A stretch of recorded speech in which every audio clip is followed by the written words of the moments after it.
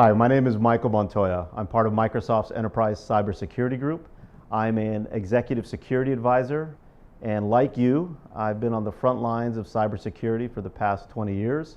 And in this time, I have seen a considerable shift in the threat landscape, the maturity, the innovation of these threat actors, and as a result, our approach to responding to them must be equally innovative and dynamic.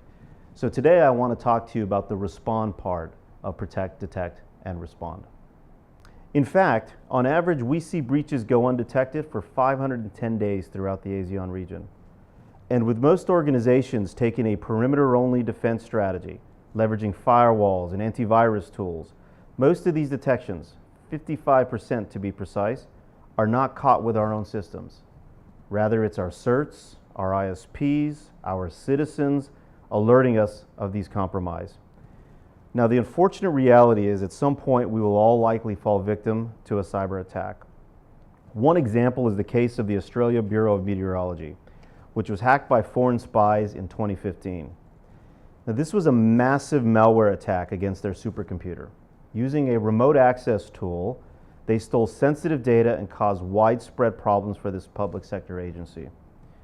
The Australian Bureau of Meteorology was targeted not only because it supplies weather information to citizens, but it also provides weather data to defense and security agencies. And disclosure of this information could give a significant advantage to a persistent attacker for numerous reasons related to homeland security, military operations, code analysis, just among a few.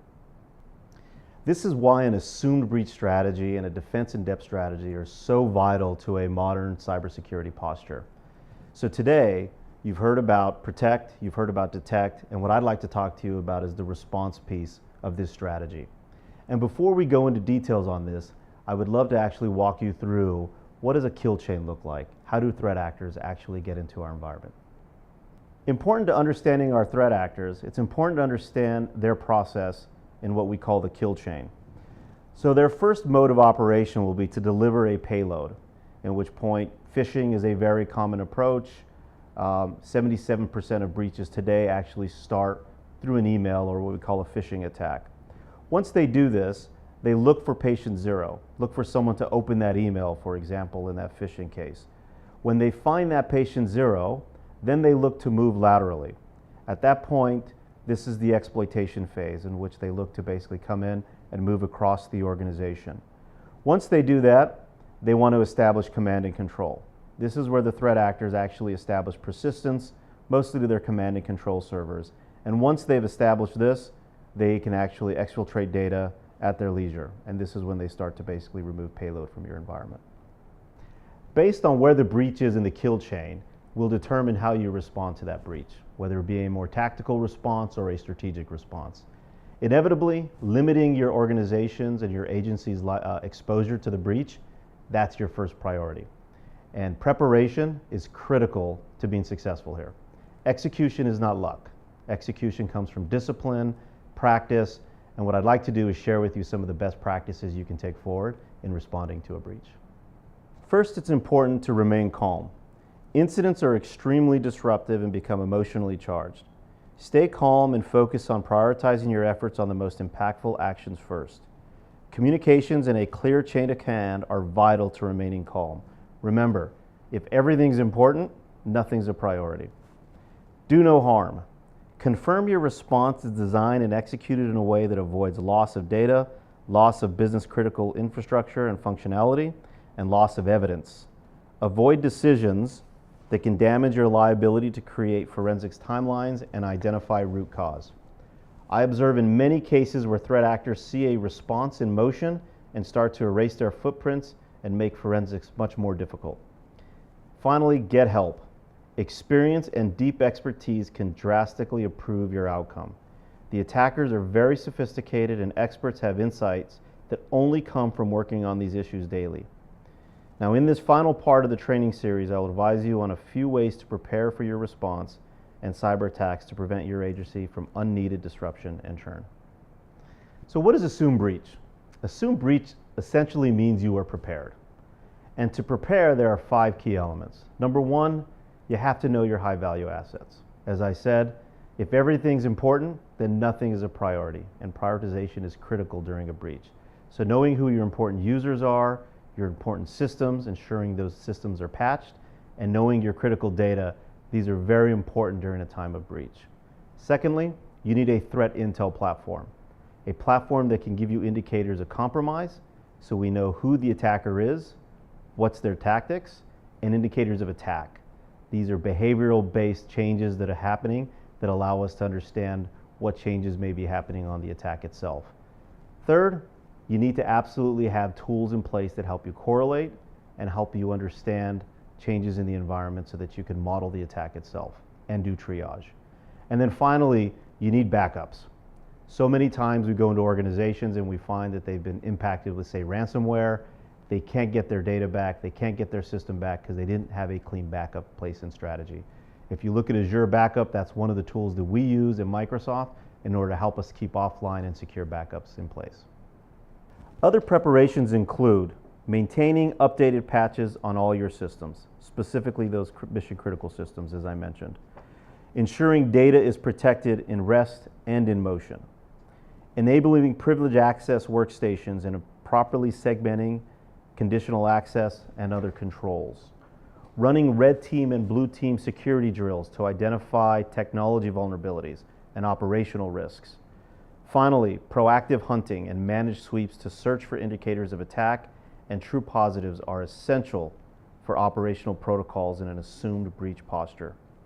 Now, with a defense in depth approach, responding to a breach is the final opportunity to keep the threat actors from succeeding. Again, preparation is critical to the success, hence assume breach. Ways your agency could take advantage of an immediate response strategy is number one, ensure your systems are patched. That is critical to any response strategy and staying safe. Secondly, know your high value assets, specifically those systems, and then prioritize patching of those systems as a result. Third, establish a chain of command and practice that chain of command. So when you're in a breach mode, you won't have time to set up protocol. Make sure that protocol is well ingrained in your operational practices. Finally, understand your vulnerabilities. Whether you do some type of vulnerability assessment or you use Microsoft's persistent adversary detection service where we can come in and help you identify potential malicious activity on all of your endpoints. Ensure that you know your risk. Now, we talked about managed hunting, and why is it important? It's important because it's the art of finding the true positive. And today our systems are lit up with false negatives, alerts that we can't quite action. What managed sweeps do is it helps us actually identify what are those true positives in our environment by looking at indicators of attack. Think about it for a moment like a security guard. A security guard that actually goes through the facility and looks for maybe a broken window, an open door, maybe a light that's been turned on. Some anomaly that shouldn't be there is suddenly present. And this is a potential indicator of attack. In technology with managed sweeps, we do this same act, but we sweep our memory buffs. We sweep our registry keys. We look for anomalies in things like PowerShell commands, WMI usage, odd login information by users, things that actually tell us that there might be some indicator of attack in our environment, and then we correlate those to understand if there's a true attack in place. Advanced Threat Analytics is a tool that Microsoft uses to help us accomplish this. It's a machine learning tool that helps us better understand our users, their behaviors, and then when we see anomalies in this, we can actually understand if there's a potential indicator of attack in our environment. Now, managed sweeps are vital to helping protect from modern day attacks. Again, our traditional defenses aren't really tuned to help us detect anti-forensic tactics used by threat actors. This is where they cover their footprints. It's not there to help us look for no malware attacks, i.e. using system processes like PowerShell or WMI in which way to infiltrate an attack. So by leveraging managed sweeps, we're able to actually look through our processes, look for artifacts where we see things like maybe log stomping or some area where anti-forensics may be occurring, and it gives us the opportunity to identify that there's a potential attack in motion. This may not actually defer the attack, but it can certainly limit the ability for an attacker to do more damage in our environment. It's absolutely critical for us to run managed sweeping if we're going to be successful in the modern day threat landscape. So let's assume the worst has happened. Command structures are going to be essential to your success. Without a clear structure and escalation process, chaos will consume the team. We at Microsoft adopt the Incident Command System for crisis management. Major incidents are agency-wide, not just the technology team needs to be involved, and it requires a temporary command structure across your agency. ICS is used extensively in natural disasters and has proven itself extremely valuable in multiple cybersecurity incidents. Now, an additional few steps to think about when you're dealing with a cybersecurity attack. First and foremost, don't tip off your adversary. They are monitoring everything that you're doing, and chances are they left more than one back door in your environment to help get themselves back in if you identify a single point of entry. So it's incredibly important not to upload information or files to say virus total, because they're monitoring that.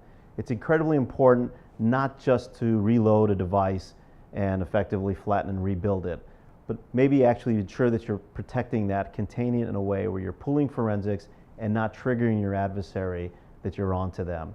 And then finally, make sure you're using secure communications, whether you're using Outlook or Office 365, ensuring that the communication that your teams are doing aren't being monitored by that threat actor are absolutely vital. Another element is to make sure that you're not introducing new tools into your environment. So the last thing your team needs right now, given the fact that they are completely overworked, is a new tool to learn. So it's important as part of your preparation to have a good catalog of forensics tools and investigation tools and leverage those during the breach. Try not to reintroduce new tools into your environment. And then finally, get some help. Incident responders across the globe are doing this every day, and they're responding to thousands of breaches across the globe, and as a result, we learn a lot. These are things that maybe you can't learn dealing with a single breach. So bring in experts. Microsoft has an incident response team in which we respond to thousands of breaches globally, and in that we bring a lot of learnings and understanding about the threat actors, the tactics they use, and inevitably will help you basically get them out of their environment sooner rather than later. Thank you for spending time with us today to talk more about how you better protect, detect, and respond in today's modern threat landscape. I hope you picked up some key best practices on how you assume a breach, which effectively means you're prepared. And in that preparation, it's important again to operationalize your response process. Practice, practice, practice. Secondly, ensure that your entire leadership team and beyond your technology team, your legal teams, your finance teams, and your agency executives are part of your command structure and your communication structure when you're responding to a breach. Thirdly, remain calm. Mistakes often come when people panic, and the threat actors take advantage of these mistakes to erase their footprints and take more data out of our environment.